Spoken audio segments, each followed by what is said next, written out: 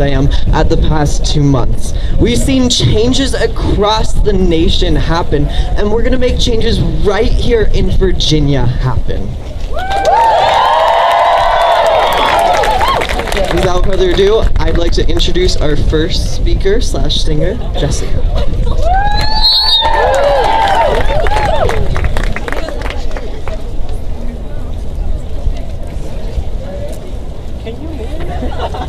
Hi, I'm Jessica. This is like terrifying. I was supposed to sing another song, Flashlight, but I didn't think it was genuine enough, so I wrote this. I hope you guys like it.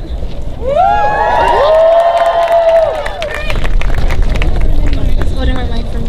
There's no mic holding my head. I'd like to take a moment to say, sorry what brought us here today was so sad. We are still fighting. Sorry that it takes strength to know. Stand up when adversity shows I'm mad. We'll be okay. Maybe it's easy to say we're just kids, but it takes being kids to stand up like this. You can't ignore us. You can't pretend that you don't read the signs. You can't ignore lives. You can't dismiss us. You can't just act like it's all a hashtag. It's so much more than that. I'd like to remind you for once, the future we have set for us looks dark. Don't take it apart. Just like to say for a fact, we made an unspoken pact to defend each other, our friends. Maybe it's easy to say we're just kids, but it takes being kids to stand up like this. You can't ignore us. You can't pretend that you don't read the signs. You can't ignore lives. You can't dismiss us. You can't just act like it's all a hashtag. It's so much more than that. You can't ignore us. You can't pretend that you don't read the signs. You can't ignore our lives. You can't dismiss us. You can't just say that it's all a hashtag. It's so much more than that.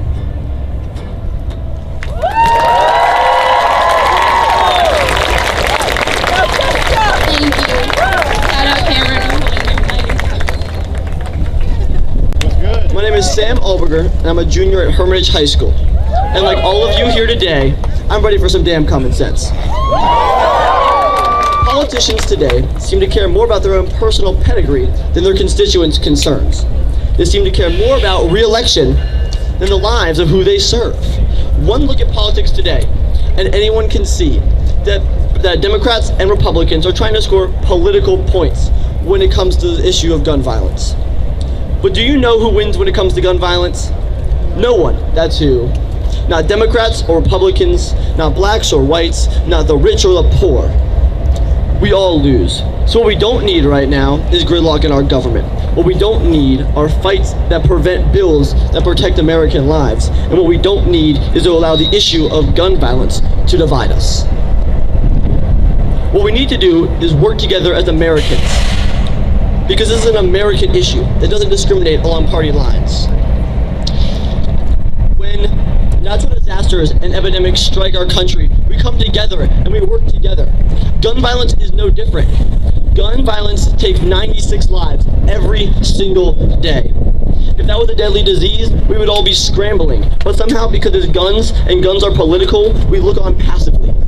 So we, the students of America, ask our politicians to put partisan politics on the back burner. Because there is no right that trumps the right to life, liberty, and the pursuit of happiness. And there is no man, woman, or child who does not deserve to make it home each and every night. But politicians aren't the only ones who can make a difference. We can make a difference. We can work together. What I ask of you is to get informed. Go to town halls.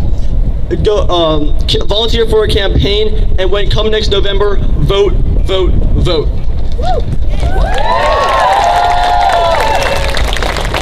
Change is coming, as you can see by all of us gathered here today and all of those gathered across the country. Change isn't divisive, change is inclusive. So come on, come all, join us. We'd love to hear your point of view and help us catalyze change in this nation. And don't ever think you're too young, because unlike guns, there is no minimum age to create change. Good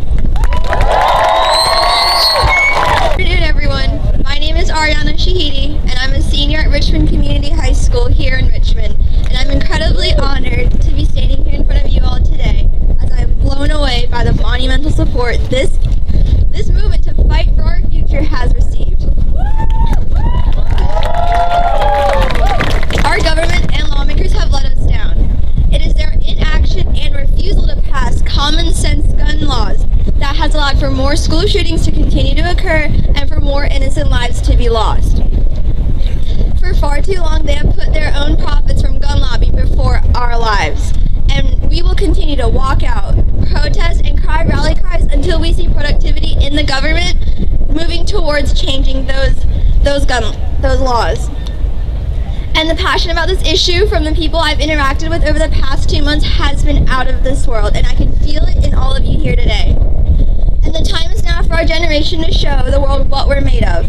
We're the first-hand victims of this nationwide epidemic and are relentlessly pushing to end this once and for all. We have the power to make meaningful change. We are also a generation of students who will spend hours phone banking, canvassing, and organizing town halls for candidates we have the power to vote for this November. And the fire has been lit, and it is roaring, let me tell you. And if politicians have messed with the trajectory of our futures, then we'll mess with their seats this November. So they can't gamble with our futures anymore. So I want everyone here to continue to stand up and fight for what you believe in and speak your minds, because there are far too many who will never get the chance to raise their voices ever again. Thank you.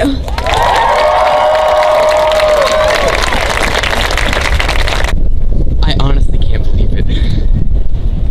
It's despite Columbine, Virginia Tech, Sandy Hook, Orlando, Parkland, and the acts of gun violence that happen every day, we continue to do nothing. When do politicians realize the killing needs to stop? When do we realize that enough is enough? Never mind the fact that people on the terrorist watch list can buy a firearm. Never mind the fact that felons are denied their right to vote, but not denied their right to buy a gun.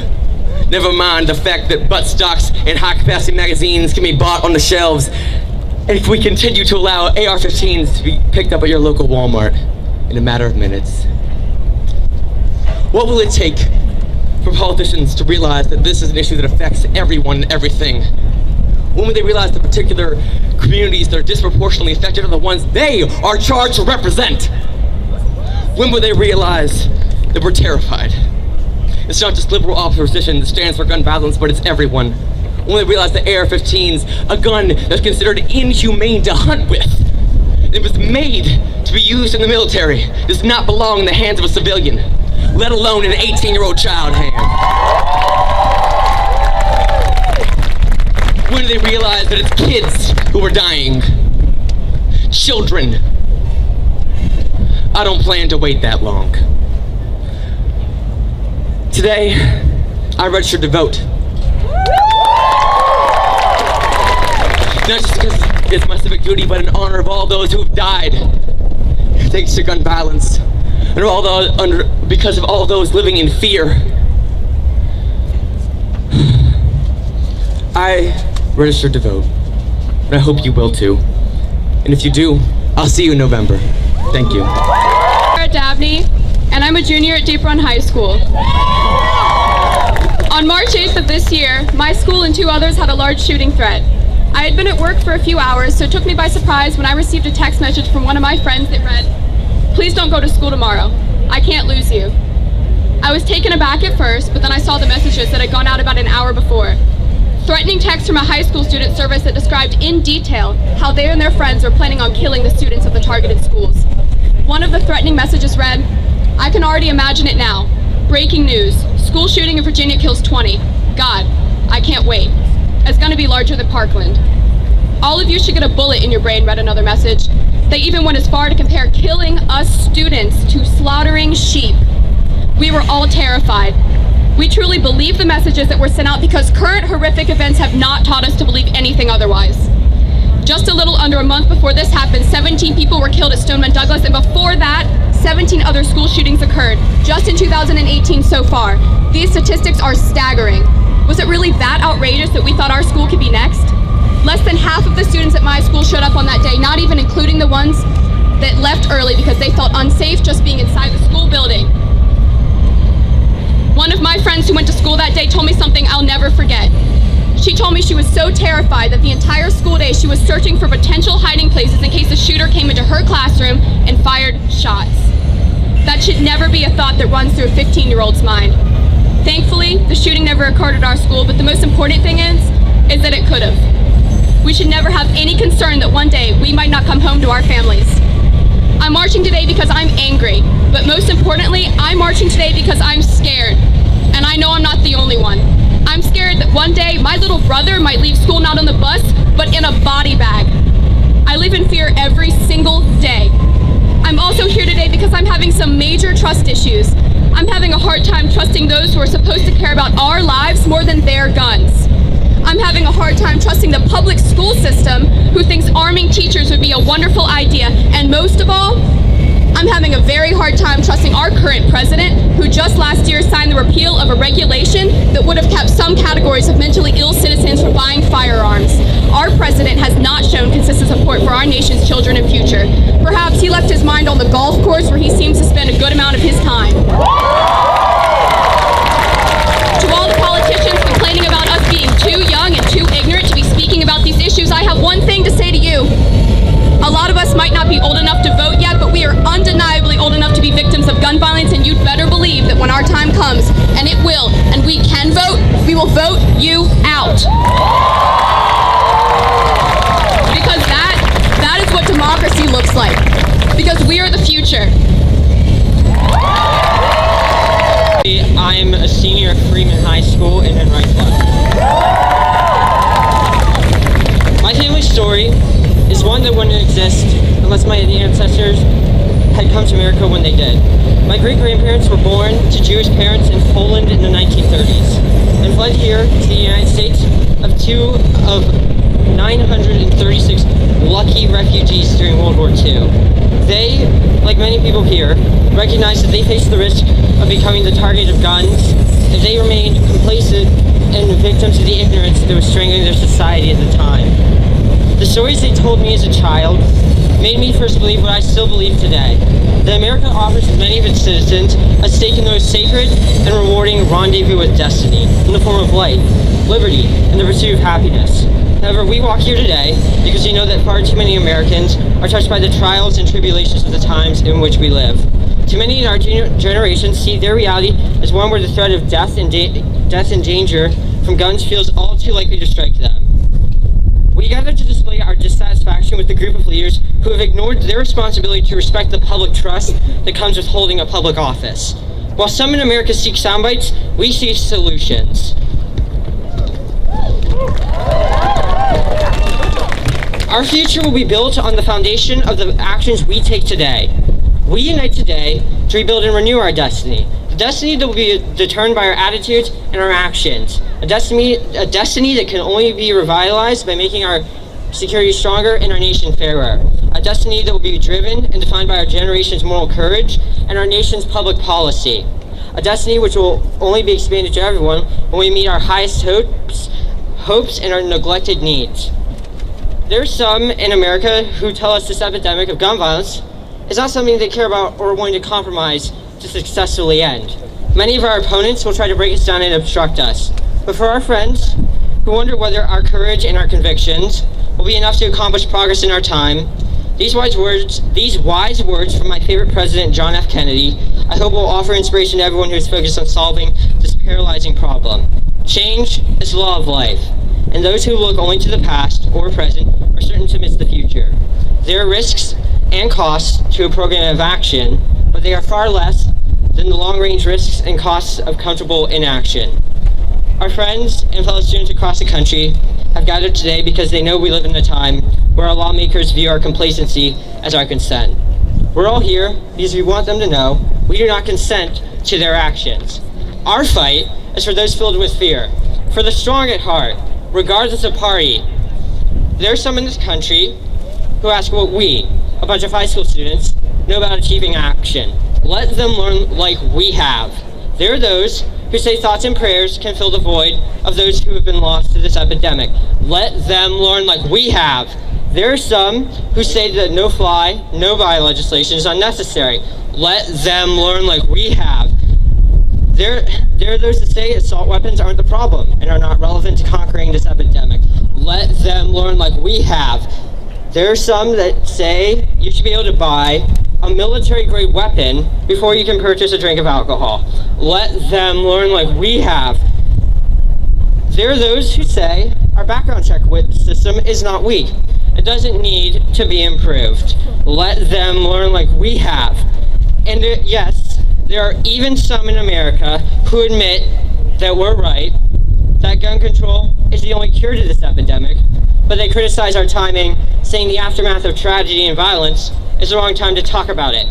Enough is enough. Let them learn like we have.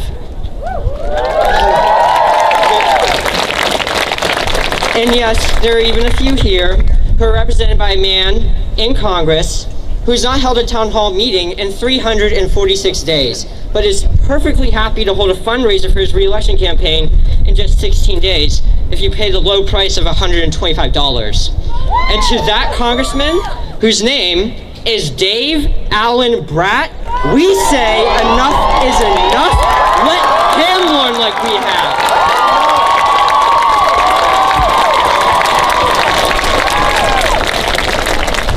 America has many problems, and our system of government is not perfect. We recognize our movement has some opponents, but we shouldn't have to resort to walkouts to urge our leaders to sit down and listen to us. I hope that someday, long after our signs have come down and our voices have been heard, and the historians have started writing, let it be said of us that our actions led to progress. Let it be said that our efforts helped America progress again. Let us all be remembered as helping our nation rendezvous with a renewed destiny, and let the moral force of our movement be known. As Dr. Martin Luther King Jr. said, our lives begin to end the day we become silent about the things that matter. In the end, we will not remember the words of our enemies, but the silence of our friends. For our opponents, this debate is only about themselves. For us, this is about the condition of our communities and the character of our country.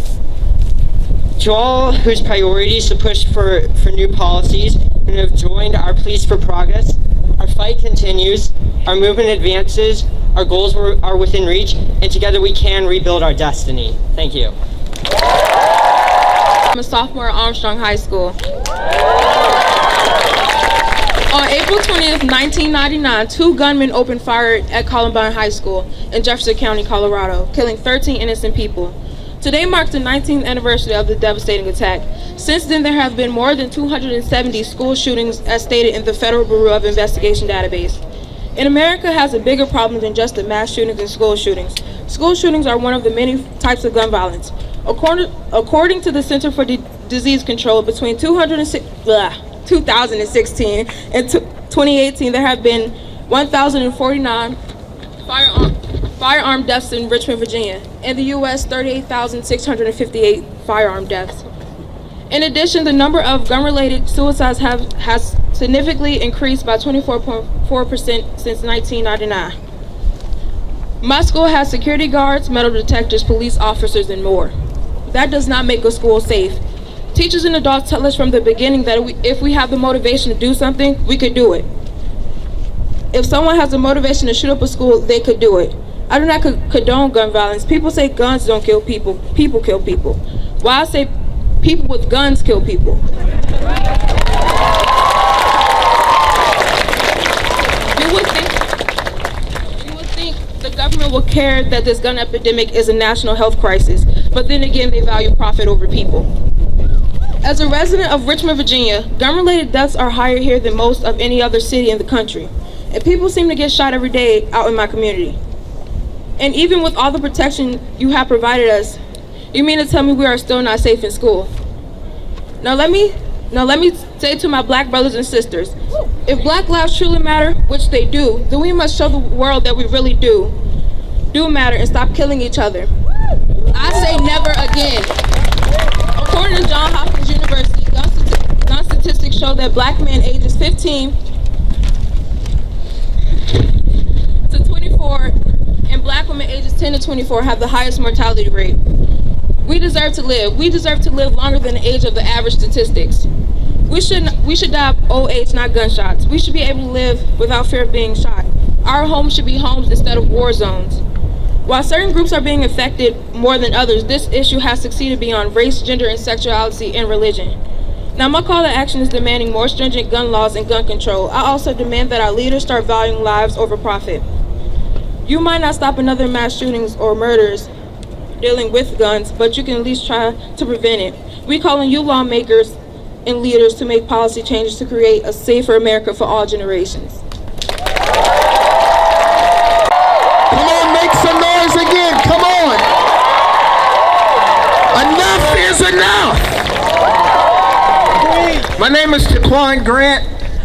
You see a few people are with me. They're from Thomas Jefferson High School, where I am a senior, and also where I serve as the chaplain of the class of 2018 and vice president of the student government.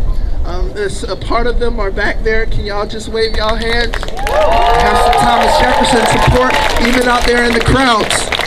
I'm also glad to say I am a member of the Metro Richmond area Young Democrats. Go Dems! Also a proud president of the City of Richmond's Police Department Young Adult Police Commission, where we strive to make sure that law enforcement and youth around RVA better relationships with law enforcement.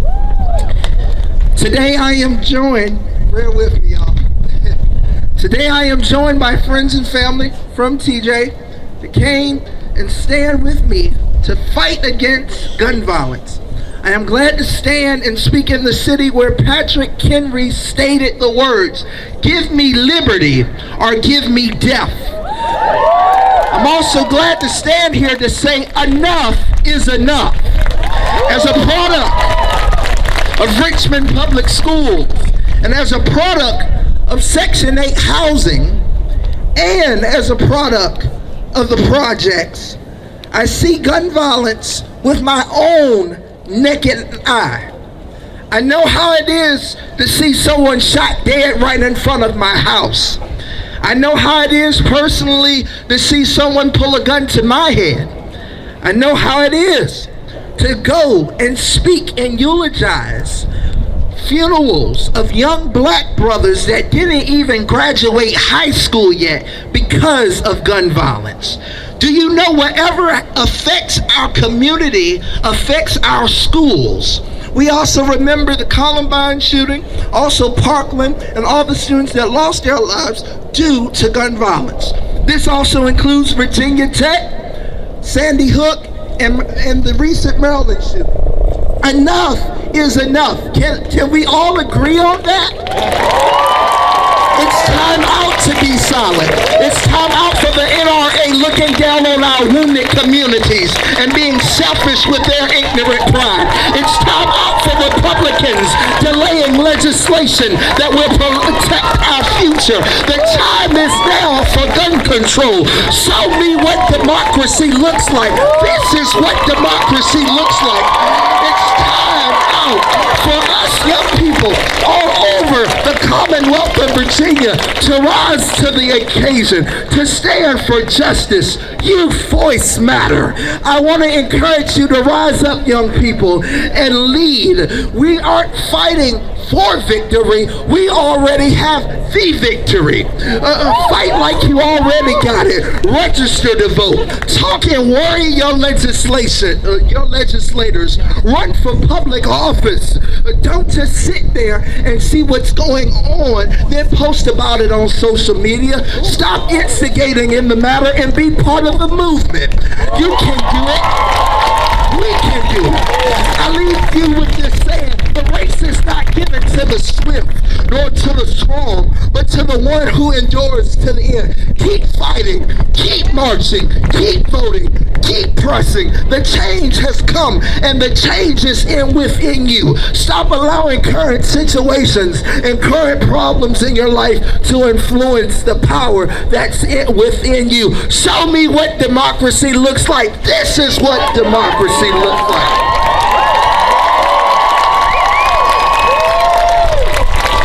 Hello, I'm a former congressman from Charlottesville, Virginia. And I have a very simple message for you today. Do not listen to me. Do not listen to anyone my age or older. Do not listen to anyone who is telling you what is possible. Do not listen to anyone who says it cannot be done. Have no doubt you have already changed this country. You have already changed our community. Movements change the world because they change our sense of what's possible. And that change always comes from the younger generation that is willing to say is enough. Enough is enough. So I'm keeping my remarks short here because you do not need to listen to me. Keep marching, keep fighting, keep registering to vote, keep changing our sense of what's possible. Thank you. I'm Delegate Deborah Rodman, and I represent Henrico. That includes Freeman, Glen Allen, Tucker. But I don't just represent those high schools, I represent all of you in the House of Delegates. I am part of a historic wave of women and minorities who won this past November. And it's because people like you came out and voted like never before, and we are going to need you now this upcoming November. Because let me tell you, we tried to put up 70 bills for gun safety reform, and they died this past session in the House of Delegates. And if we can't change people's minds, we need to change their seats. And you need to be a part of that. We are working our butts off in the House of Delegates, but we have to win this next election. We got to get Dave Brad out. We got to get more women, more minorities, more people that represent all of us. I represent all of Henrico, not just the 73rd District. I am here with all of you, and thank you so much for being out here. I am looking forward to working for you. You come to me, I work for you. God bless, thank you so much. I am Donald McEachin, and I represent Virginia's 4th Congressional District. The first thing I want to share with you is that I have an F rating from the NRA. And I need you to know that I didn't just get that F rating. I've had that F rating my entire political career. I need you also to know how encouraged I am by seeing you out here. And I know that some of you all are out here motivated because you want to get some people out of their seats, and that's a good thing. But don't forget those of us who have had our shoulders to the wheel. Come to talk to us, give us encouragement, because you can believe that those who are against us are bugging us all the time. They fill our inboxes, they blow up our phones. We need encouragement, we need to hear from you. And I am so encouraged by seeing you all out here today. You know, when you look at the history of civil rights movements, they always involve the young. And believe me when I tell you, gun safety is the civil rights movement of the 21st century, and that's why you all are here. You all are here to lead us, and I thank you for that. As you just heard it said, if you can't change their minds, change their seat. If you can't change their minds, change their seat. All right, so everybody that can vote will vote in November. Am I right about that? Finally, I'm going to leave you with this. You've heard it said often that the moral arc of the universe is long, but it bends towards justice. But that doesn't just automatically happen. It happens because you and I and others reach out and bend it towards justice. Thank you for reaching out. God bless you. I'm a student leader at the JRTC of Deep Run High School in Richmond, Virginia. I am honored here to be invited by my Freeman classmate, Maxwell Nardi, and the Never Again movement to speak to you today. My hope is to use this platform to spark action here in the Commonwealth of Virginia. Today marks the 19th anniversary of the Columbine Massacre, and as of this year, we have 50 additional shootings. We can do anything in our power to end this grotesque plague infecting our country. Throughout the joint effort of all citizens, let us be the ones to change the course that we are on so that we can walk through the doors of our schools without fear for our lives. For we, the millennials, say never again. Our only way forward is decent policy. And that policy can and will only be achieved with bipartisan support, political reforms, legislative reforms, on the local and state level, and activism by members of our community. For we were taught that when we see something, we say something. But I'll say this. We need our representatives to hear us and do something about it. For the shootings have been ingrained into our lives since the day we were born. The lives taken by these shootings cannot go in vain. For we, the millennials, say never again. In order to get the recognition of our representatives, we must strive not to only identify our problems, but to provide solutions for them as well. We cannot subside on empty spoken promises. We need action, for they will always speak better than words. The action my peers and I took within the past few months has been resilient, as we've witnessed the sound of death's door, with a classmate threatening the carnage for public notoriety. Yet we stand firm in our refuse to embrace fear and accept a grim reality. The students with mental issues are neglected and ignored by whom, we ask? Some blame the students, the schools, the parents, the media, but it all returns to the lack of resources, and the ones who have control of them are the legislators. They wield the power to bring safety and protection to their constituents, just as the power to bring suffering and chaos to the same people. To prevent the carnage of students, we expect three things from our legislators: bipartisan gun control legislation, comprehensive state grant programs for school security, and resources to support aid and students with mental and emotional disabilities to prevent the tragedies from happening again.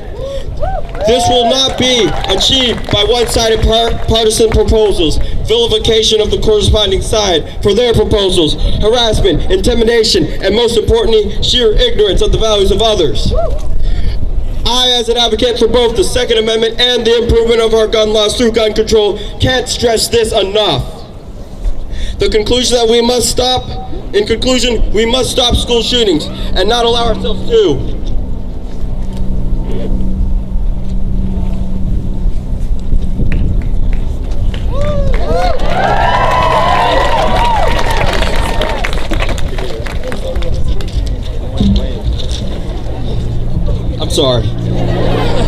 Become numb to them.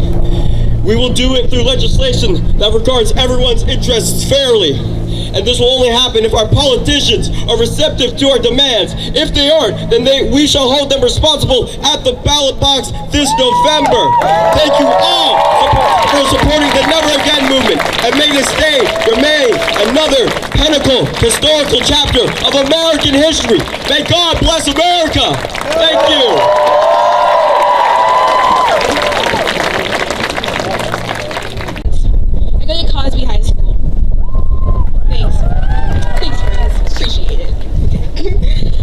February 14th was my school's club picture day. I'm an editor of the yearbook, so I was excited to interact with all the people, but it was kind of nerve-wracking. The day was greeted by a rambunctious array of yelling and screaming. I had a macro quiz last period, and I didn't feel confident about it, but I went to debate after school. 2 o'clock. That was a normal day. My mom picked me up around 3:30, and I got a news notification on my phone saying that there was a shooting in progress at a high school. I didn't think anything of it. The hour progressed with the buzzing sounds of alerts, and they said that there are 7 deaths and injuries in Parkland, Florida. I started to think that it was bad, but it wasn't that bad. Not a record amount of people, not a slaughter, not the worst that we've had. Everything would be okay. It was a news story that I could ignore. So I started doing my homework. And I checked my phone an hour later. It now said 17. 17 people dead. I saw 17 teachers and students that I saw at my school, that I saw walking down my halls, and that night I got sick. I could not go to sleep, but I was not fully awake. 17 people seemed like a dream, yet also a gruesome reality. I began to think about the variations of times and events while I was laying in bed. What if Helena had scooted over to the side of it? Maybe she would still be here. What if Jamie got into the classroom before he pulled out a gun? What if the girls in the bathroom could have gone to the bathroom so the football coach wouldn't have to use themselves as a human shield and ultimately a human sacrifice? What if Nicholas slept in that day? What if Nancy Lanza stopped her son from going to Sandy Hook? What if Dylan Ruth actually opened up about his feelings instead of pushing them inside? And what if the library doors at Virginia Tech were locked? Maybe things would turn out differently. Or maybe they wouldn't. I started thinking that if it was them, it could have been me. It could have been in Chesterfield. It could have been in Petersburg. It could have been in Norfolk. It could have been in Richmond. And I thought maybe that instead of saying Helena and Nicholas, they would be saying my name. And then I thought of my portrait picture being framed, surrounded by flowers that I loved, and cards and candles that I liked to look at. And if it wasn't me who dies, it would be someone else who doesn't deserve to. And no matter what I would change about that night, the outcome is still the same. No matter how many variations I come up with, pain still happens. Bullets still fire because there are still AR-15s to fire. And that's not right. I have macro quizzes to worry about, and I have picture dates to think about. And Alyssa, Martin, Luke, Kara, Jamie, Helena, Nicholas, and many others had proms to go to, clubs to join, sports teams to play, people to meet, hugs to give, and lives to live. Just like the victims at Columbine 19 years ago. You and I and every victim of gun violence do not deserve to have their lives cut short by a small ball. That night, I realized we cannot stop every death from guns. We cannot stop every killer and every killing. But through voting, through legislators, through marching, through speaking out, and through learning from our lessons, we can lessen the variations and stop the deaths.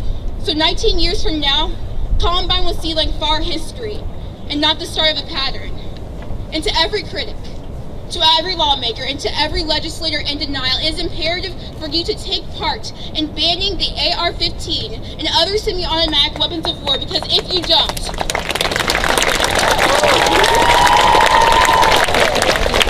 do not take part in banning the AR-15 and other semi-automatic weapons, the news will be coming to our town. You'll be interviewing our family for the worst reasons. Thank you. Hi everyone, I'm a senior at Freeman. My name is Kennedy. I'm last. I'll be sending you on your march. So my job is to summarize everything that you've heard today and get you ready and riled up to march, because I know we've been standing here for a minute. So, responsibility. It is something we are told to obtain and maintain from even our earliest toddler days. We are told that each and every one of our actions will inevitably cause a reaction. We all can remember and recite the famous line from Spider-Man, "With great power comes great responsibility." So what? Does that all go away once we become adults and gain access to firearms? Think about it. While dates like April 20th, 1999 and February 14th, 2018 stick out in our minds as tragedies, what we keep failing to realize is that every single day marks one of these tragedies for someone. While I give out these statistics, I want you to keep in mind that I am specifically addressing gun violence victims 19 years old and younger. According to the Brady campaign, 46 children are shot every day. 7 of them died. 4 of them are murdered, and 3 have committed suicide. Remember the word I started with? Responsibility? So whose responsibility is this? What this proves is that while school shootings are of major importance and a vital factor of this conversation, the issue expands much larger than the classroom. The issue reaches out to touch gun violence on our streets, suicides, and even unnecessary deaths that result from police altercations. Now, I am not standing up here asking that every gun is stripped away from each and every gun owner. However, I am asking, I think justly, that we only allow gun owners to be those Americans who we deem to be responsible enough to handle it without killing others unjustly.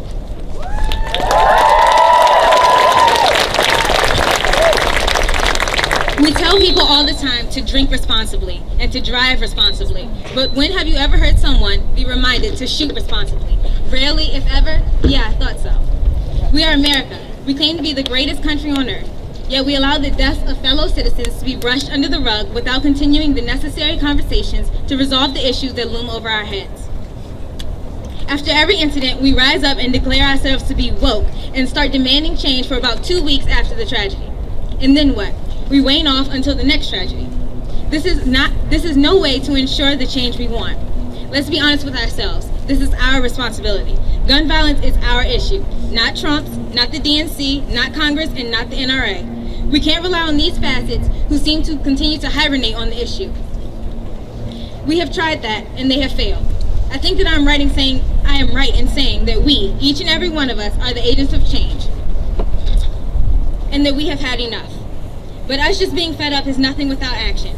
This is only the beginning. We can't afford to stop now. Our lives are worth the fight. The battle cannot end. We march today as a visual and substantial representation of our persistence. Remember this, today marks 19th anniversary of Columbine, while last Saturday only marked 2 months since Parkland. If that doesn't strike a nerve with you, I don't know what's wrong. As you walk with us today to the Capitol, let each step that you take serve as a step towards ending these tragedies in our country. So now what we're going to ask you all to do is to go on these 2 bridges to your left and meet us in front of this bridge where you'll meet the police escorts, and we'll meet all at the Capitol where we will have the ending of our ceremony. This is what democracy looks like. This is what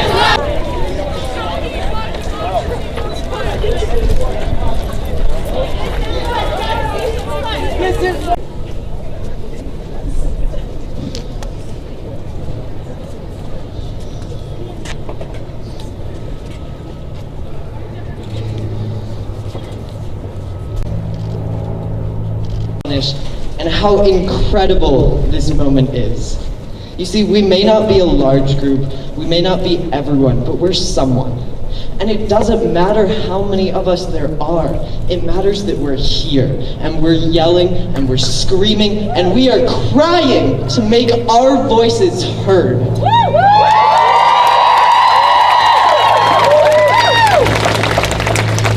It doesn't matter who you are, it matters that you are. It doesn't matter what you believe, it matters that you believe. I want every single one of your voices to never stop being heard. Every time you see something you don't like, you don't find acceptable, you don't find just, come, protest, advocate, make your voice heard.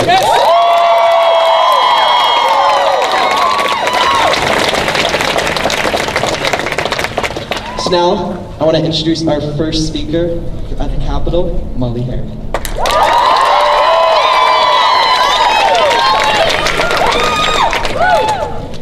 Raise your hand if you are outraged after the shooting at Marjorie Stoneman Douglas High School.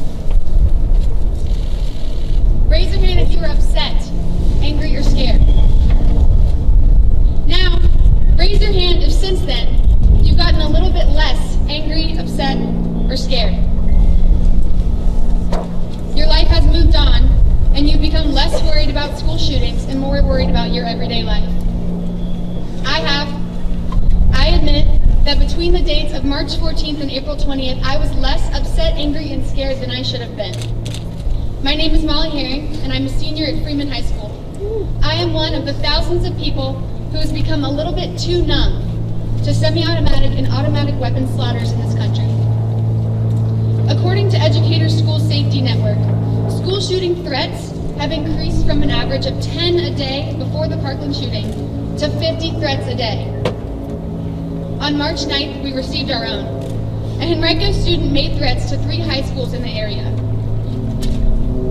In his message, he wrote, "I'm already suspended, so I've been planning this. All of those who hurt my friends, hurt is going to turn into violence. I can already imagine it now, breaking, shooting at Virginia High School kills 20. God, I can't wait."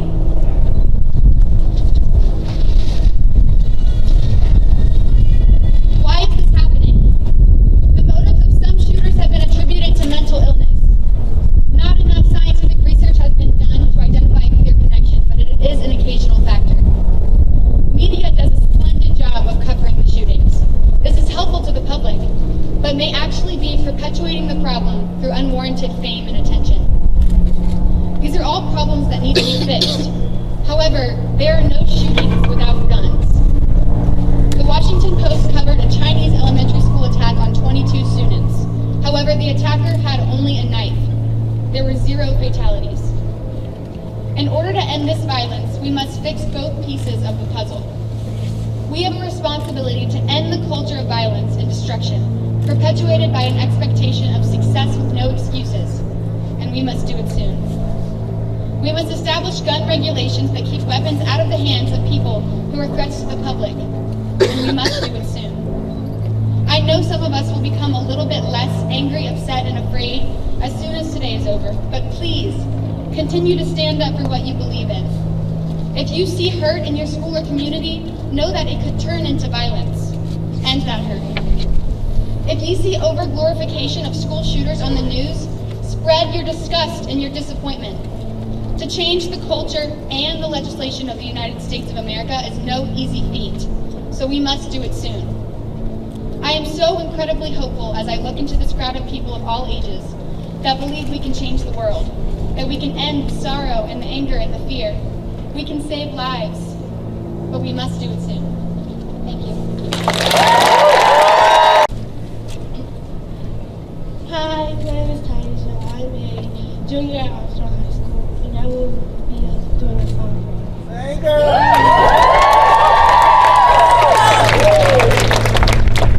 Been broken down and tired of living life on a merry-go-round. You can't fight a fighter, but I see it in you, so we gon' walk it out. Move mountains. Sing it, girl!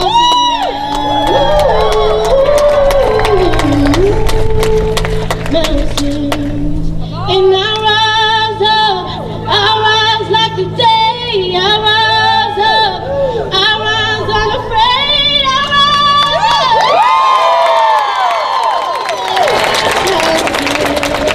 and I rise up, high like the waves. We'll rise up, in spite of the ache. We'll rise up, and I'll do it 1,000 times again for you.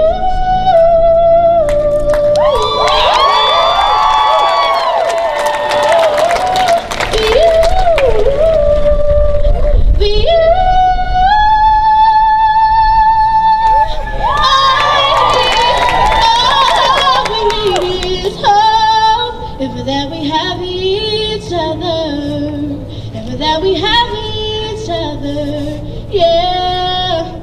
We will rise, we will rise, we will rise up.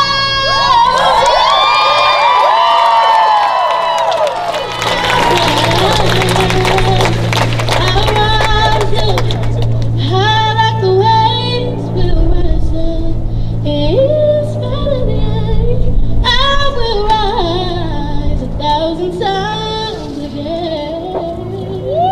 And we'll rise up, high like the waves, we'll rise up. In spite of the ache, we'll rise up. And I'll do it 1,000 times again.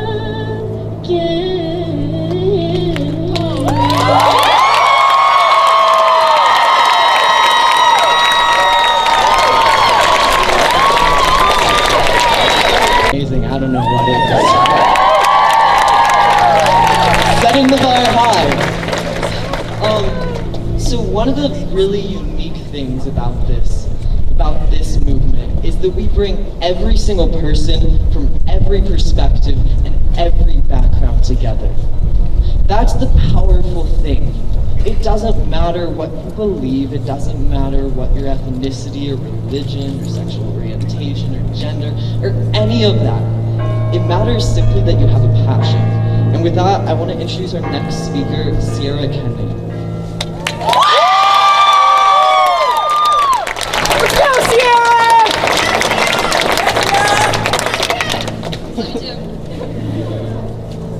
Hello, fellow students, delegate officials, and members of Congress. My My name is Sierra Kenny, and I'm a junior at Deep Run High School. Okay, pause for a second. Now imagine you are a 5-year-old, 15-year-old, or even a 25-year-old. You've just woken up to go about your everyday business, whether it be going to learn your ABCs, going to begin your next unit in math class, or going to study at your school library for your next college midterm. Sounds normal, right? Going about your daily business, not having to worry about if your life is at stake. Wrong. For some reason, the so-called leaders of our country, whose job is to speak for and listen to their people, seem not to be compelled to fit their simple job description. These same people continue to question what power we have considering our age. Well, to all of those who don't want change on this issue, think about this. If we are old enough to be shot, then we're definitely old enough to have an opinion about being shot.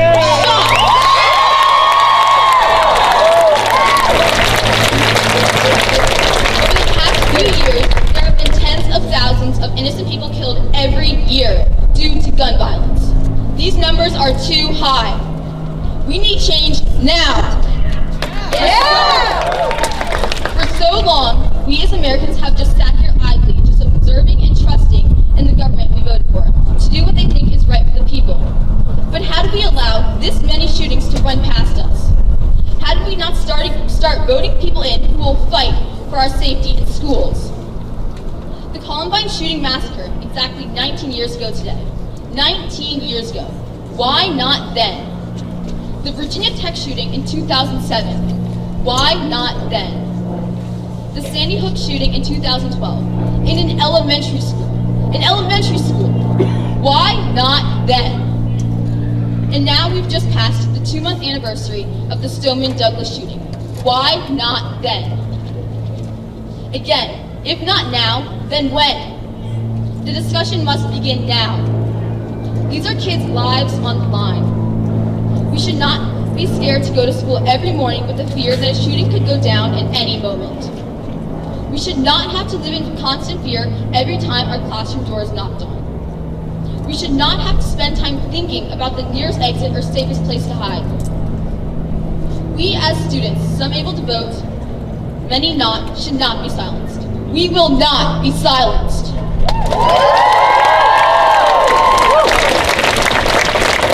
Speed and effort it takes to reload and shoot a typical AR-15 compared to the guns used hundreds of years ago is insane. Our technology is evolving, and so should our laws. The goal of more gun reform isn't to ban guns by any means. When the government put laws down to require a license and registration to be allowed to drive, did they take away our cars? No! Our goal is to regulate who can access semi-automatic assault weapons, to ban bump stocks and high-capacity magazines, a new assault weapons ban that would include the AR-15. We will not rest until we feel safe enough to go to school. We will not stop until something changes. We are America's future, and we are here until the end.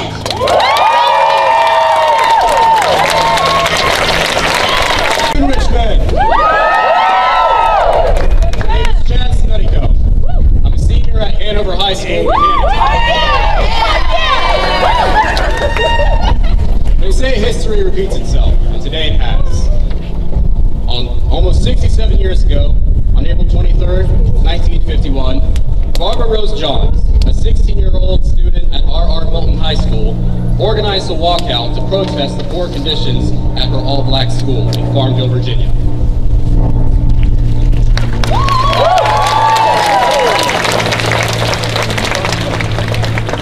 The students at R.R. Moulton High School marched from their school to the county courthouse to speak with school officials, who then told them that they were out of line. The NAACP then joined these students and helped them sue the Prince Edward County School Board. Their case went on to become incorporated into a very famous case you may have heard of, Brown versus Board of Education, which declared that segregation in American public schools is unconstitutional. Today, we see a strong similarity between between our Walkout and Barbara's. We too are frustrated with the poor conditions students across this nation face. So poor, in fact, that they are not even safe in their own classrooms. We too have been told that we are out of line. We have been told by our own elected officials that we are too young to talk politics and that we should sit down and shut up. And to these elected officials who have told us to sit down and shut up, I say to you, sit down and be humble.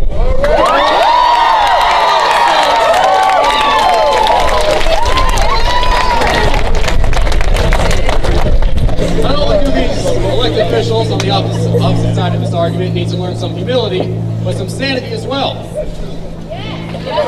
We have seen people like Congressman Steve King of Iowa say that the voting age should be raised to 21.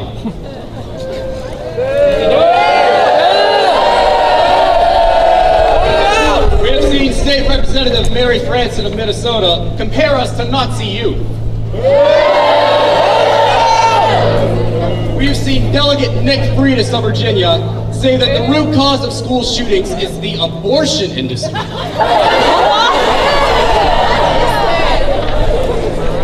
So where are these elected officials learning this behavior from? The NRA. On April 6, 2018, a board member of the National Rifle Association said that liberals, Democrats, rhinos, Hollywood, fake news, media, academia, and half our government are like rabid coyotes, and that should you see one of them, you shoot them. Folks, this rhetoric is not from someone who represents an organization that wants to preserve the Second Amendment rights of Americans. This is what someone who represents a terrorist organization would say.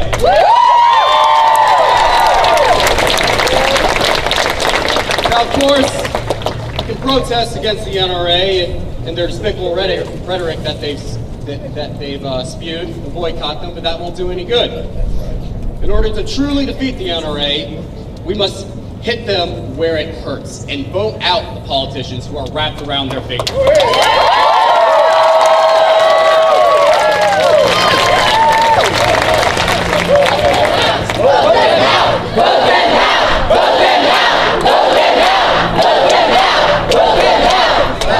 Only 13% of 18 to 29-year-olds in 2014 voted in the midterm elections. If we want to beat the gun lobby, we must get that to 100% every November.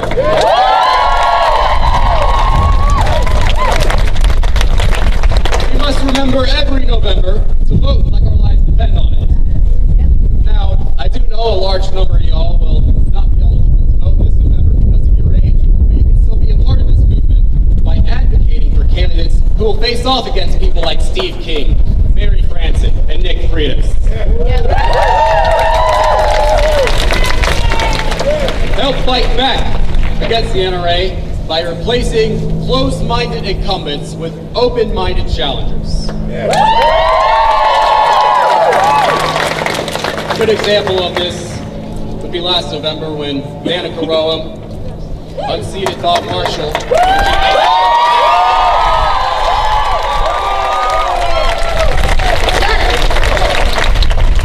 We must follow her lead because she once said, if we cannot change their minds, we will change their seats.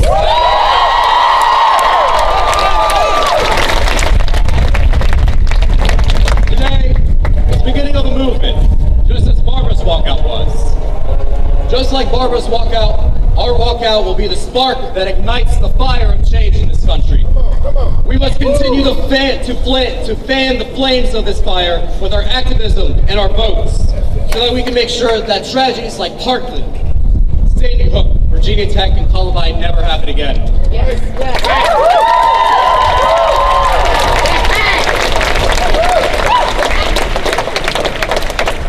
And now this is going to be off the cuff from here because I do understand that we need to kill some time for some people to show up. One part, when I was writing this speech, I didn't get to include for time's sake was I wanted to speak about Virginia Tech, which, you know, I care a lot about. I was 7 years old when Virginia Tech happened, And I still remember watching the footage of crying mothers and students evacuating. I remember seeing the distraught face my father had. He spent 5 years at Virginia Tech as a football player back in the 70s. And it really hit home when Virginia Tech happened. I was only 7 years old, but I still kind of understood what happened. What I didn't understand, and I still don't understand to this day, is that back then I thought it was an anomaly, that it wasn't something that would happen again. Yet we've seen it time and time again, in Sandy Hook, in Parkland, and not in just schools, but all over America. Right.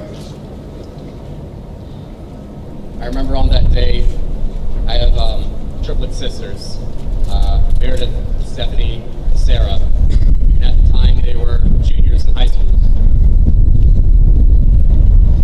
And I remember going up to them after watching some of the footage of Virginia Tech with my father. Gave each one of them a hug. So I was scared. There's only a few more months before they would be heading off to college. I didn't know that would be the last time I would be seeing them again. We've all graduated now and they're all doing well, in case you're wondering what happened to me.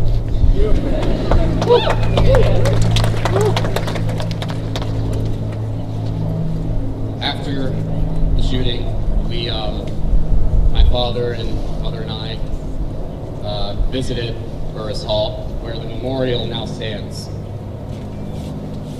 And being 7 years old, I didn't understand that I was at Virginia Tech when the shooting took place. And, being a 7-year-old, being all hyper, with the silence in the air, I was like, Mom, I'm bored. I didn't understand what was going on. Seeing the faces of slain students by the hands of a madman who should have never had a gun in the first place. I still don't understand what is going on, why we can't just make sure that it has never happened again. In the beginning of the Virginia General Assembly this year, in the first week, committees killed a lot of bills that would have banned bump stocks, introduced background checks, and so on. It's despicable.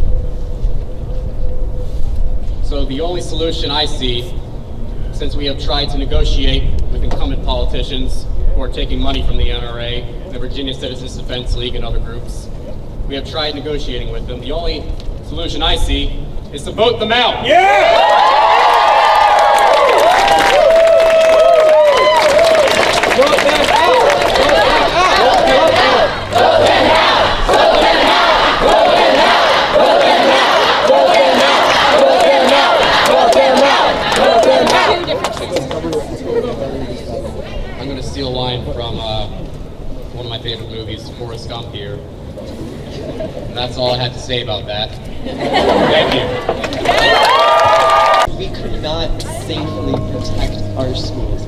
It started because in one of the safest places that you're supposed to be, and a place where you're supposed to purely learn and not have to worry about things, not have to participate in hide-and-lock drills, it started with that. Because we don't want shootings. We don't want them in schools, we don't want them anywhere, which is why we have to include every perspective. And now we have Liz Doer, one of the amazing people in the Richmond School Board who has supported us through all this, and who is an educator and a proud member of this movement. Thank you.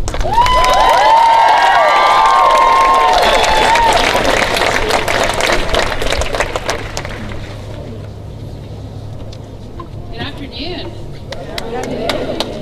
So my name is Liz Doer. I am a millennial and I hold elected office. And I'm actually one of 2 millennials on the board right now, so there's room for more. Get excited, guys. So I serve on the Richmond School Board. I am not an educator, but I have deep respect for educators, and I am a parent of a future RPS student. I grew up in Fairfield, Connecticut, just south of Newtown.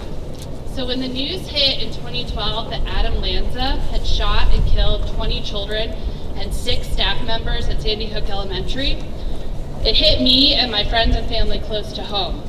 I called my mom and texted with my friends to make sure that folks who I knew were okay and their children were safe. I also remember thinking that things might finally change. If they can't change now, then they never will. And then I watched in dismay as sensible gun regulation died in the US Congress.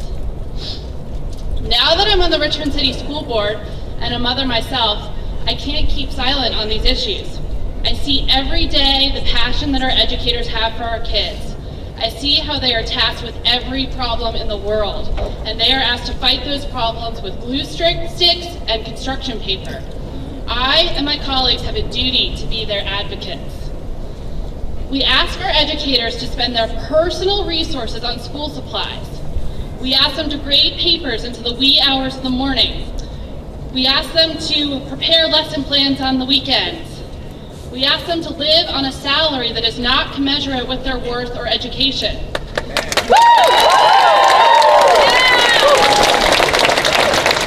ask them to be a mother, a father, a therapist, and a nurse all at once.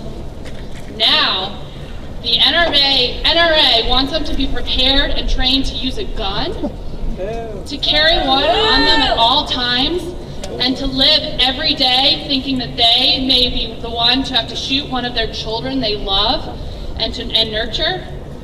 We cannot ask them to do that, and we cannot ask them to put their own bodies between bullets from a high-powered assault rifle and the children they care for either.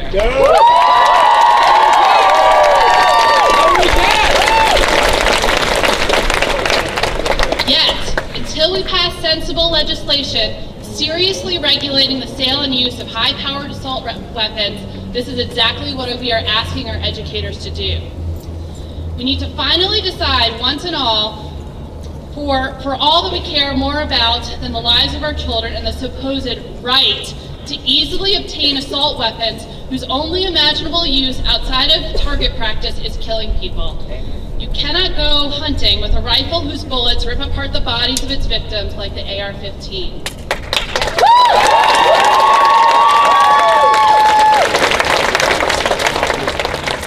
We need to demand that our legislators in Richmond tell us whether they think our kids' lives matter enough to tell the gun lobby to take a hike and spend their money elsewhere. I support any and all students, teachers, and any member of the RPS community who also wishes, in a respectful and constructive way, to make their voices be heard. Otherwise, this time will be no different than what happened after Sandy Hook, and this will be yet another tragedy. Everyone,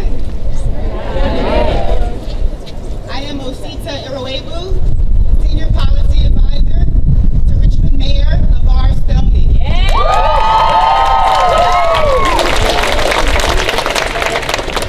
I bring you greetings from Mayor Stoney, who, though he could not physically be here today, is standing in solidarity with all of you as you lift your young, powerful, fearless voices to change policies and practices that have for far too long allowed promising lives to be tragically cut short.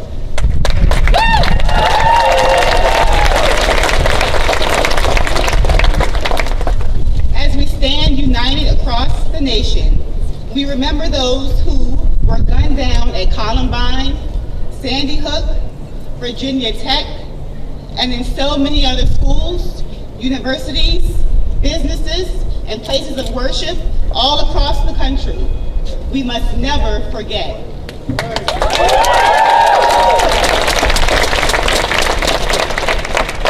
We must also know that gun violence is a weekly, sometimes daily event for many children across the nation. So, let us never forget the countless lives that have been taken by gunfire in some of our most historically underserved and overlooked communities, even right here in Richmond.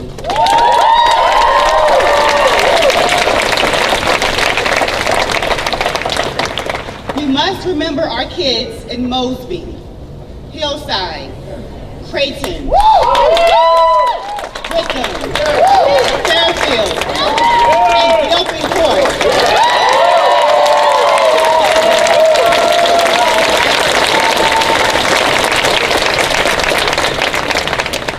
kids right here in Richmond who are sadly caught in the crossfires of trauma from gun violence far too frequently. Know that stemming gun violence is one of the mayor's top priorities. He has often stated that we have the collective responsibility to continue pressuring our state lawmakers for sensible gun reform. He is also committed to taking more proactive and preventative measures around this issue. The goal is to holistically address violence in our communities through improvements in education, affordable housing, jobs, and working to influence smarter gun laws.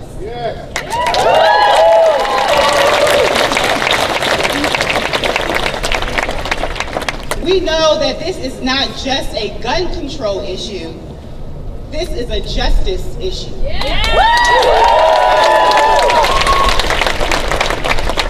As Dr. Martin Luther King Jr. stated, let us be dissatisfied until the tragic walls that separate the outer city of wealth and comfort from the inner city of poverty and despair are crushed by the battering rams of the forces of justice.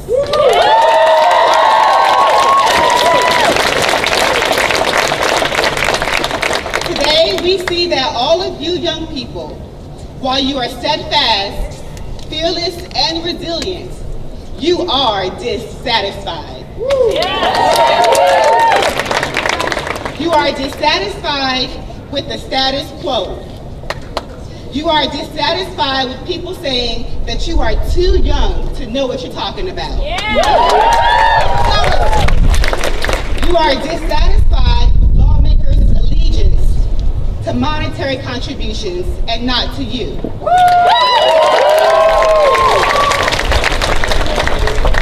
You are dissatisfied with inequality. So, I urge you to remain dissatisfied and engage until your federal, state, and local policies reflect inclusion, equity, and justice for everyone.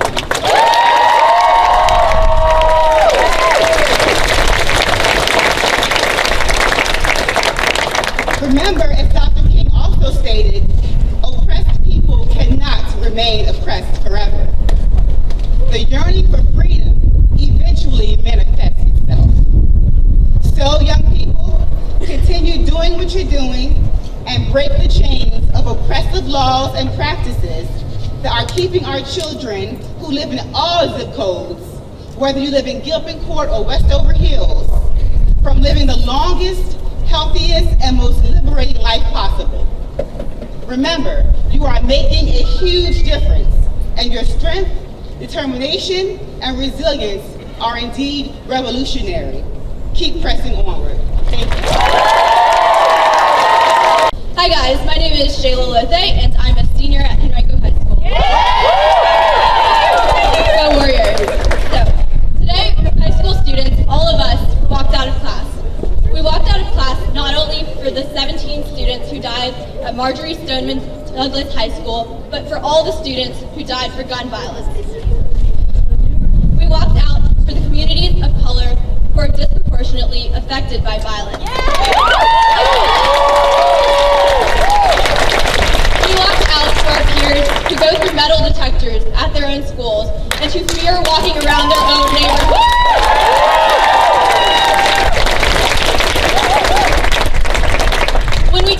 When we talk about making sure that teenagers are safe, mass shootings are a small threat. We need to make sure that kids are safe from gun violence every single day.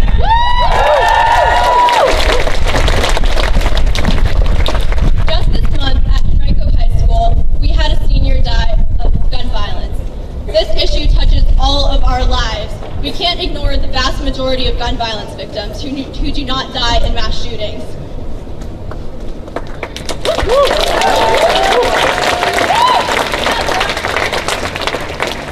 We need to make sure that everyone has economic opportunity so they don't have to turn to guns to get by. We need to make sure that our schools are educating our youth for a job, not for gangs.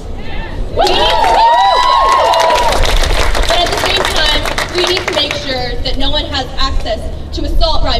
and that everybody who buys a gun has to go through a solid background check.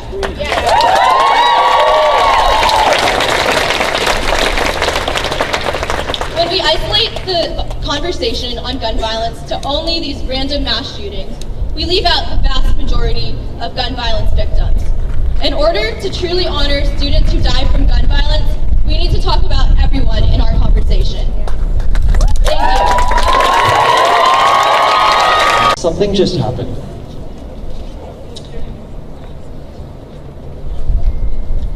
On the day, on the 19th anniversary of Columbine, and I wish that when I said that, we weren't able to ever guess what it was. I wish that we were never able to look back and to think, wow, a school shooting might happen today. But one just did. And while there weren't any deaths, there were injuries inflicted. And the fact that someone's life was ever placed at risk, especially on a day like this where we're coming together and we're telling politicians that they need to make change, we need to fight for change. Yeah.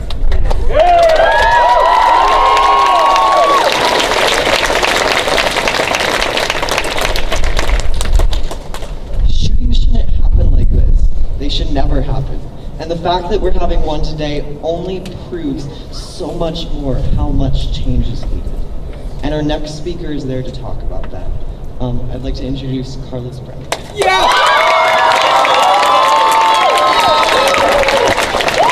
Let's go, Carlos!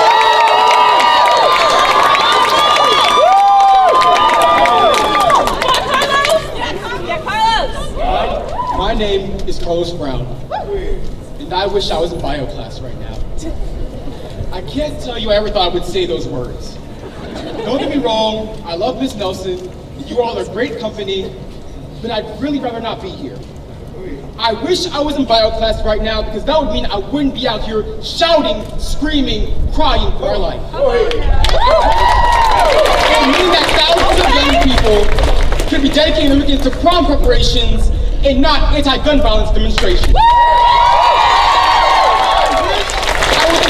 Right now, it would mean that our legislators spend more time taking notes and less time taking checks. 97% of us support universal background checks, and 67% support a ban on semi-automatic rifles.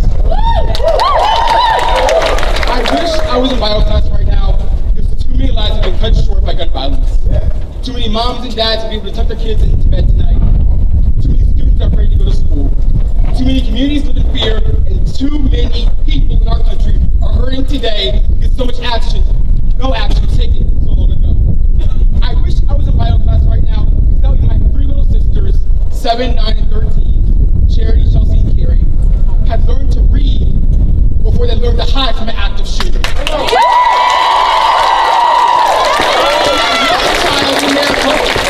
Tell their loved ones, goodbye, I love you, while they were hiding in a utility closet. I wish I was in bio class right now, because that would mean that thoughts and prayers had turned into votes and actions. That would mean that common sense uniform wasn't automatically branded as a grab for your weapons. Speaking of that, let me, on behalf of them, make one thing very clear. We don't want your guns, that's kind of the whole deal.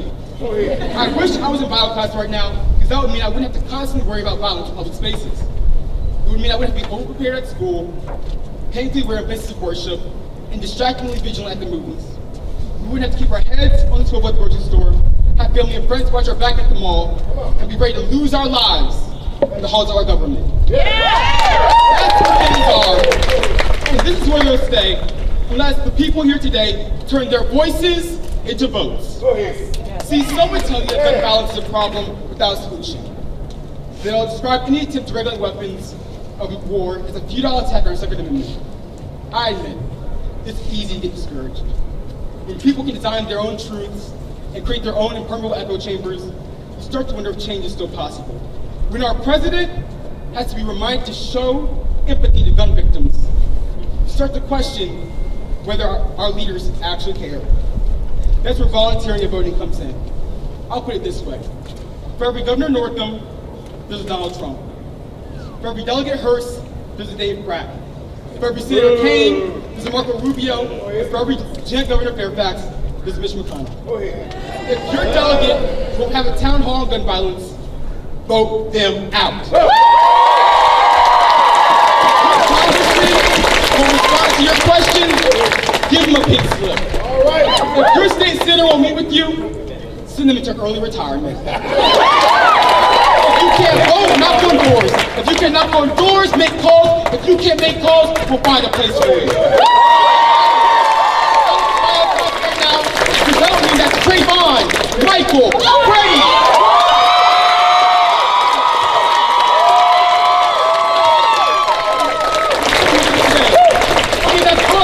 Meadow, Peter, Nicholas, Christopher, Aaron, Luke, Eliana, Jamie, Barton, Alyssa, Helena, Scott, Hakeem, Kara, Gina, and Alexander. Christian and Summer Dogs get to be with their families tonight.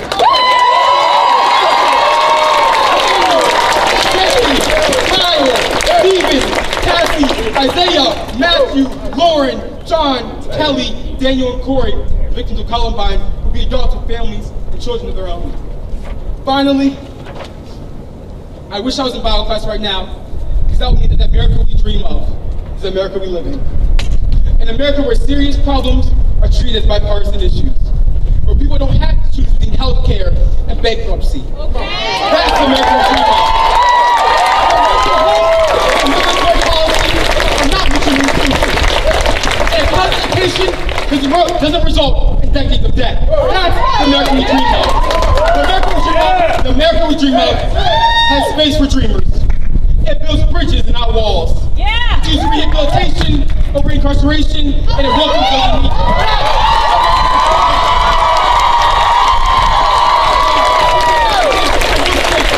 Gender equality, LGBTQ discrimination, xenophobia, and systematic racism. And yes, last but not least, our America has universal background checks. And a whole lot of assault rifles. I'm sure we all miss a few classes we wish we could go back to today. But no matter how much I'd rather be in bio, the reality of our situation requires us to be right here. It requires us to make our voices heard and to keep up the fight until the work is done. My friends, our challenges are great, and their pockets are deep. Yeah. Our journey will be long, and trust me, they will stand in our way. All right. But God knows we're determined. Come on. Hold on. Hold on. Hold on until the America we dream of is the America we live in. I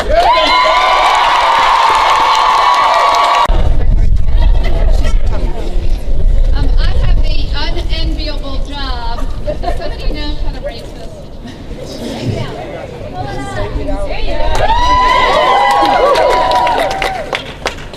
I have the unenviable job of following so many awesome young adult speakers.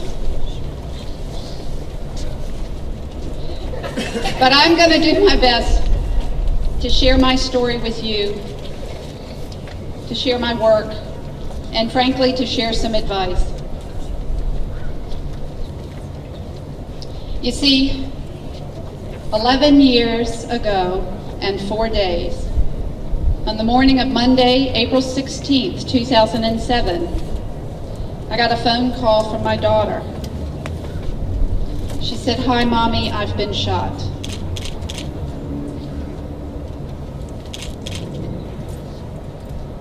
That day will live in my heart and in my head and in the hearts of so many forever. And you see, my family, we're one of the lucky ones. Emily survived.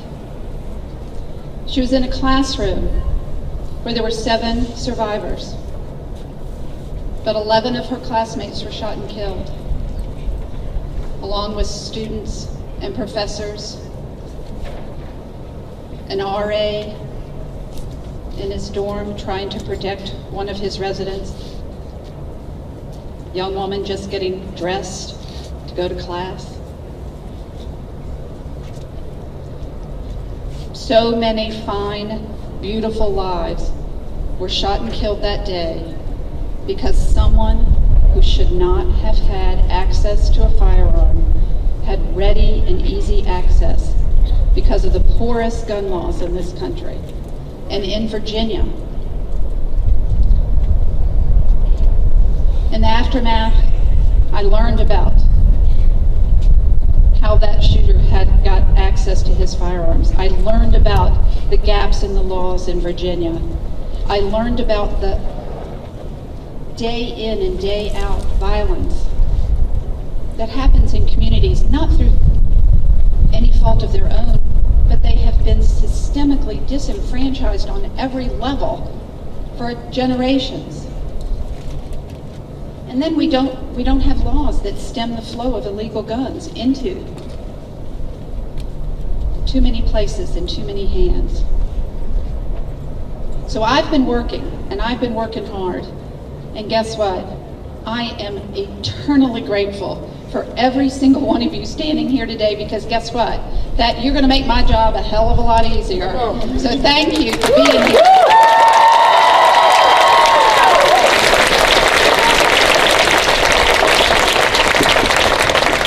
We know what we need to do. It's not one single fix. We need background checks so that people who are prohibited can't go around to the street corner or gun show or armslist.com and buy whatever they want. We need to report all lost and stolen guns so that when those who would do us harm have easy access and are pouring guns into our streets, pouring guns into our neighborhoods. You know, the law enforcement find a gun at a crime scene and they trace it, and the owner says, oops, I lost it. Oops, somebody stole it from me. We've got to do a better job. We need extreme risk laws. If you're concerned about someone who cares, and you care about that family member, you care what duress or crisis they're undergoing, we should be able to remove their firearms so that we can save their lives. They're not at risk of harm to self or others. Of the 38,000 gun deaths in America, approximately 2/3 are suicides. And those numbers hold true in Virginia. We work hard to care about and to reduce gun violence in all its forms: child access, suicides, homicides, accidents, all of it. But we need your help. We need your help. We need you to think about this every single day. Every single day. Not just when the Virginia General Assembly is in session in January, February, and March, but today and tomorrow and the next day. Do you know who your delegate is? Look it up. Do you know who your state senator is? Make sure you look it up. Do you know who your congressman is? Guess what? They all have a Facebook page. They all have a Twitter account. They all have an office phone number. So I'm going to give you 3 things to do every single day from here on out until we get done what we want done, what you want done, and what you deserve, and my family and every other family deserves. Every morning when you wake up, tweet at your congressman, tweet at your state senator, tweet at your delegate. Make your voice heard. Sometime during the day, pick up your phone and call them and tell them, my name is Sally, I want better gun laws, what are you doing about gun violence?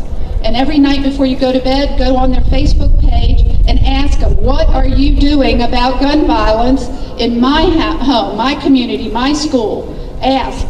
Everybody here can do that. It's 3 actions. It'll take you about 3 minutes a day. A tweet, a phone call, and a Facebook post. Think about it. It's your voice. Make sure it's heard. We need you. We need all of you.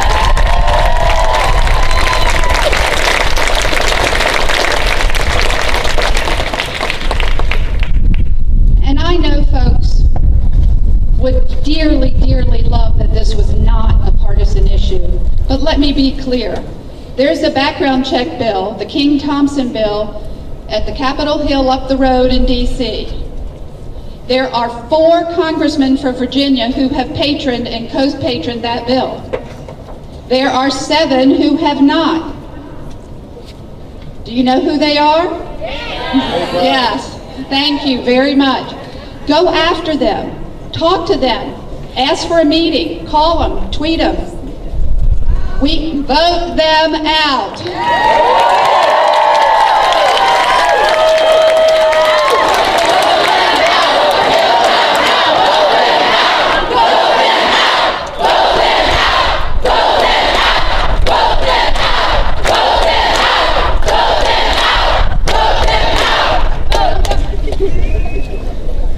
I just want to thank all of you for being here. And again, my name is Lori Haas. I work for the Coalition to Stop Gun Violence. We're your voice inside that building and inside that building. And I need your help, I need your ideas, and I need your voice. So contact me anytime you want. It's imperative. This could happen to anyone, anytime, any place. And I'm looking up the hill and I see one of my favorite people. You know, I would like to invite, there are some elected officials in the audience. I see Delegate Betsy Carr and Vivian Watts and Delegate Rodman and Delegate Gross. Can y'all come up? If I'm missing anybody, please join us. These are the people, guess where they are today? They're here with you. They are here today. And I see Senator McClellan, thank you.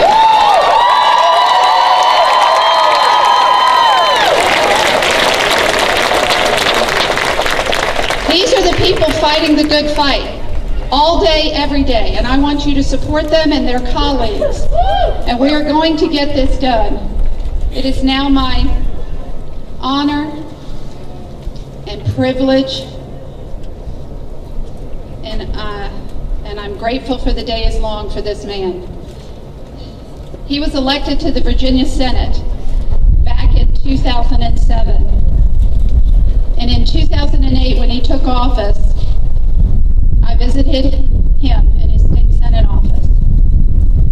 And despite being from a rural area of Virginia on the Eastern Shore, and despite advice from others in his political world and others who were fearful of the politics, he looked me in the eye and he said, "Lori, of course we need background checks. I'm with you.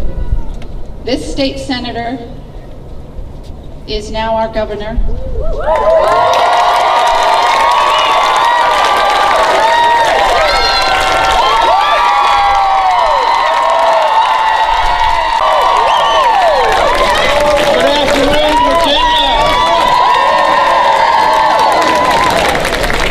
This day, just like April the 16th, is another day when we remember people whose lives were lost in an act of preventable violence. Every year, we add a few more dates to the calendar and pledge to never forget the innocent lives that were taken by a person who never should have gotten his hands on the weapon he used. And for many of us, we pledge to do whatever we can to make the most recent tragedy the last one we have to endure as a country. We march, we make policy proposals, and we do our best to make change. But inevitably, we lose our momentum. The gun lobby and the manufacturers behind them prevail again, and we return to normal until the next tragedy occurs. How many more dates will we add to the calendar before we take the actions we need to take to keep our schools, churches, theaters, and concert venues safe? How many lives will we lose to preventable gun violence before we take action to keep firearms out of the hands of people who shouldn't have them? On days like today, many years and many tragedies since Columbine, it can be easy to get discouraged and wonder what could possibly change this time. But friends, I believe there is a hopeful answer to that question. Because this time, there is something different. And that difference is you.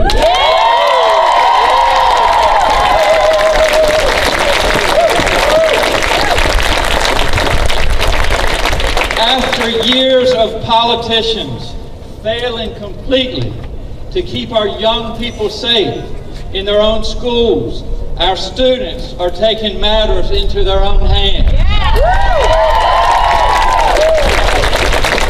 As the gun lobby and the hacks on cable news try to shout you down, you are standing up taller, speaking louder, and sending a message that this issue is not going away. You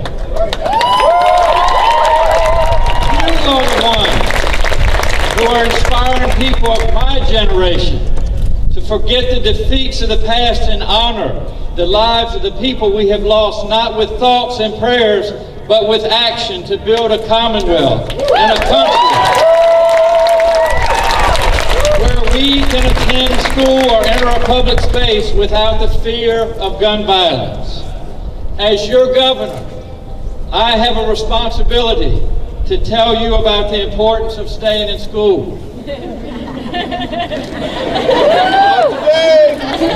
But I can't think of anything you could be learning right now that is more important than the incredible power and responsibility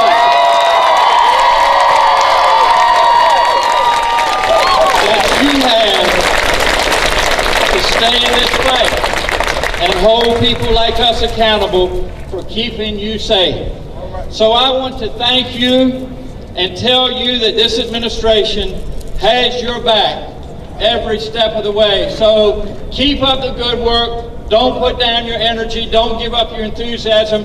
You have heard me say this before. All of us up here are willing to work with everybody, to work with people from both sides of the aisle, to try to educate them, to tell them that we all need to stand up and fight for responsible gun ownership. But you know what?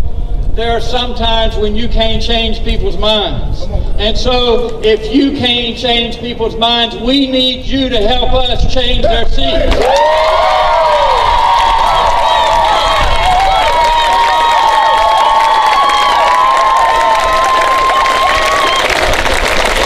So it is my pleasure to introduce a friend to all of you, a friend to the Commonwealth of Virginia, a friend that is not scared of standing up and supporting responsible gun ownership. He has a track record. He's been a previous federal prosecutor. He walks the walk. He talks the talk. Please introduce and welcome to the stage the next speaker. I'm going to get there. The 41st Lieutenant Governor of the Commonwealth of Virginia, Justin our 73rd governor.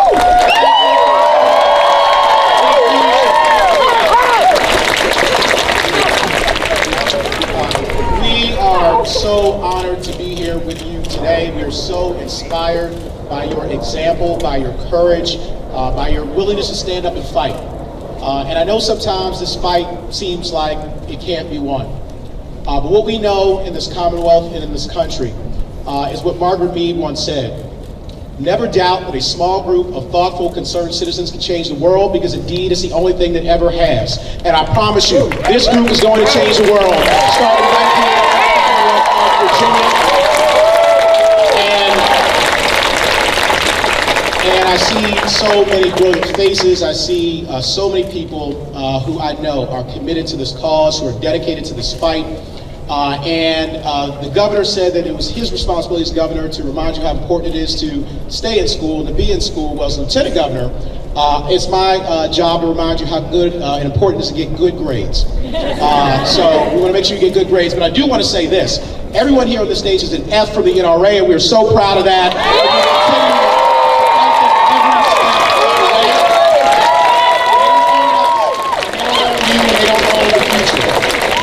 The future belongs to you. The future belongs to us.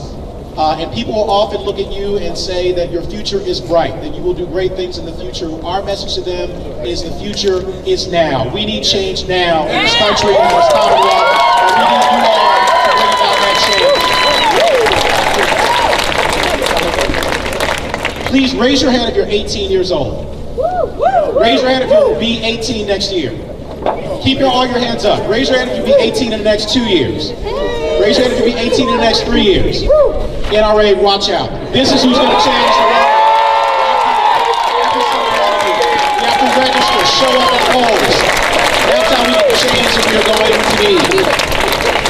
And I see jerseys and shirts and hats and beautiful colors from all around Richmond, all around Virginia. But today we all go to the same school. It's a school called Change. We all live in the same neighborhood. It's a neighborhood called Progress. And we live in the same state. It's a state called Enough. I promise you, we are going to win this fight. All of us together are going to win this fight. And I want to just conclude by saying this. We stood out here on January the 13th, a very cold day, and myself, our governor, our great attorney general, who I'm going to introduce, we took an oath of office to protect and defend the Constitution, to protect and defend all Virginians. And we stood right in this very spot. We're back here again. We're taking another oath. We're going to do everything that we can do in our power, working with you, to make sure that your schools are safe, that our communities are safe, that we get rid of gun violence in Virginia and around this country.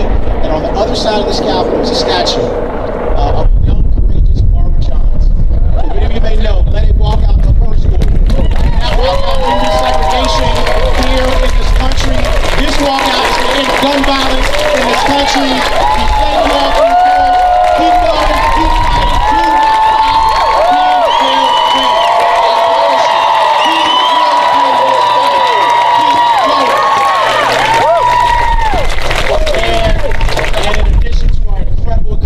Delegates, Senator, our Secretary, Lori Haas, who was a champion, Pam Northam, our great First Lady, want to give a round of applause.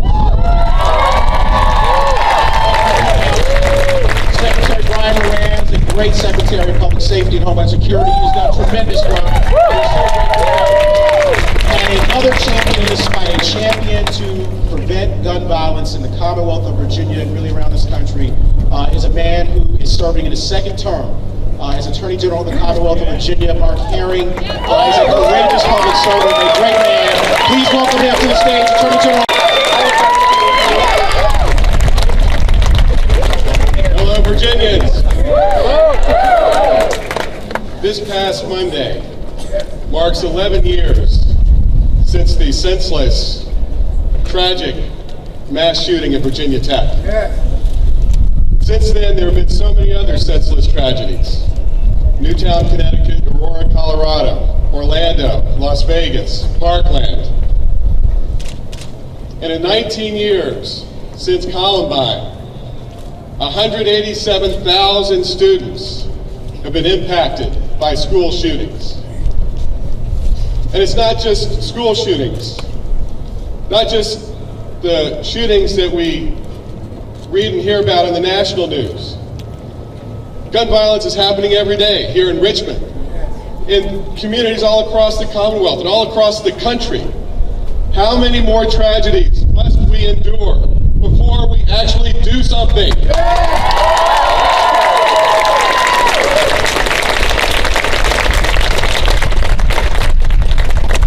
As Attorney General, my top priority is to keep Virginians safe. And when you're consoling a grieving mother or father or brother or sister, it is so important to be able to tell them that you are doing everything you can to make sure no other family in Virginia has to feel that kind of pain from gun violence. Can we honestly say we are doing everything we can to make sure it doesn't happen again? Are our state legislators actually doing everything they can to make sure it doesn't happen again? Are national legislators doing everything they can to make sure it doesn't happen again? No! Of course not. And we need you to remind them of that. Seeing you here is so inspiring. And it was so inspiring to hear so many of you speak at Browns Island. It was an honor for me to join you in the march from Browns Island up here to the state capitol.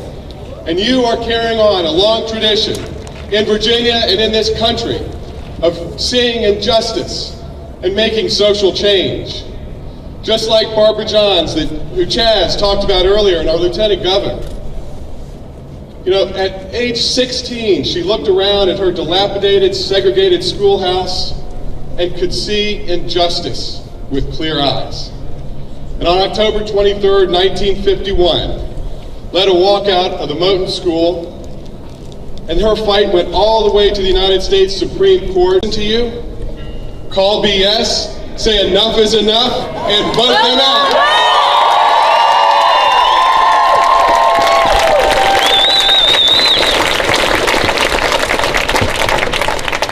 It's now a privilege for me to introduce someone who is a friend, someone who has experienced the pain of gun violence, and is now taking that public service into the General Assembly as a member. Please welcome Delegate Chris Hurst.